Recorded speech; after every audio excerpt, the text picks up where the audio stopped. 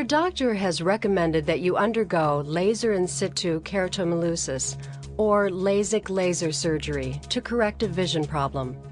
But what does that actually mean? The human eye is constructed like a camera, with a clear lens in the front and light-sensitive tissue at the rear. This tissue makes up the retina, which acts like photographic film. In an eye that has perfect vision, light rays passing through the pupil are focused by the lens to fall precisely at the center of the retina. There are many common problems that can affect the eye and prevent light rays from focusing properly on the retina.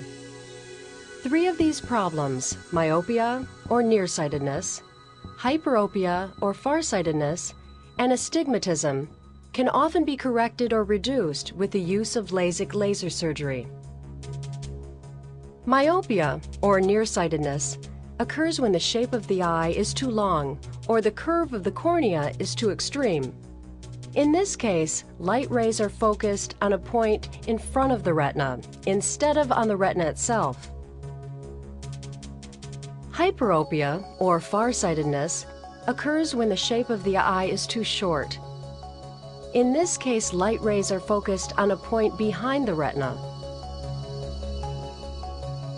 Astigmatism occurs when the cornea is unevenly curved, causing light rays to fall off-center or not to focus properly at all. In either case, LASIK laser surgery can be used to flatten all or part of the cornea, allowing your doctor to cause the focal point of light entering the eye to fall more closely to the center of the surface of the retina. LASIK laser surgery is a relatively simple and non-intrusive procedure that is designed to reduce or eliminate the need for glasses or contact lenses. LASIK laser surgery generally does not have any effect on the patient's overall health, and there are no risks in choosing not to have the surgery. On the day of your operation, you will be asked to put on a surgical gown. You may receive a sedative by mouth, and an intravenous line may be put in. You will then be transferred to the operating table.